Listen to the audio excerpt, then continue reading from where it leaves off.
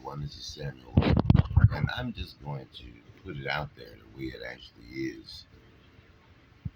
We can never achieve the kind of freedom that our ancestors were looking for as long as we're living on this continent. It's impossible because every time we try to protest against something, they change the dynamic.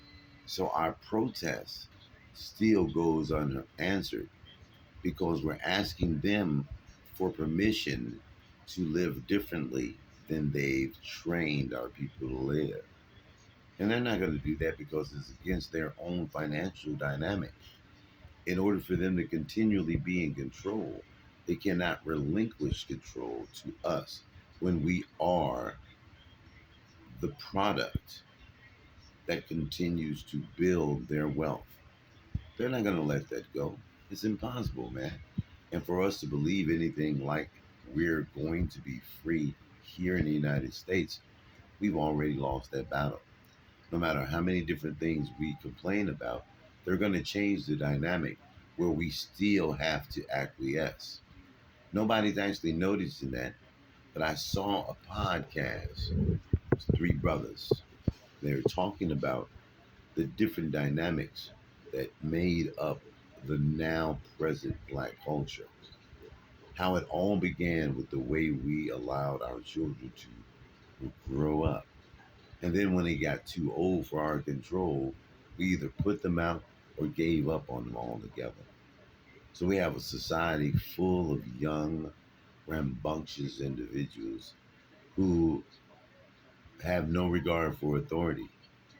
And then we have authority that has no idea how to lead. It's a horrible situation, but we live in it and we expect our children to be able to adjust to this madness that we perpetuated all these years. At least for the last 100 years, we've lost control of the future of black people. So the handful of individuals who are going to try to straighten things out in your mind, because first you have to move away from the conditioning, then you have to find a way to maintain your independence regardless of what situation is thrown at you. See, the whole dynamic is a chess game. And in the chess game, if your opponent is using a certain strategy, if you're not able to realize it and consequently adjust your strategy, you're going to continue to lose. But if the board or if the game is already rigged for your opponent to win, you have to get off the board. You just get off the board. Just change the board. You see, because as long as you're playing on his battleground, he's going to be in control. There's ample opportunity for individuals who are making money to leave the country. This country is going to be the death of black people, period. They're the primary for other black countries. People in other black countries are looking to us, the American Negro, to do something about their situation. And if they can't, why would they come to this country other than to get money to build their own countries up?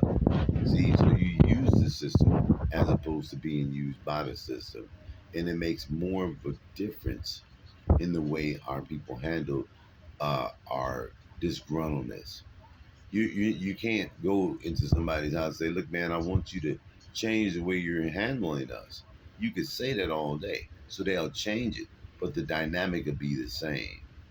They'll change the focus or change your focus so you won't see that the same thing you're complaining about is still continuing. We have to grab a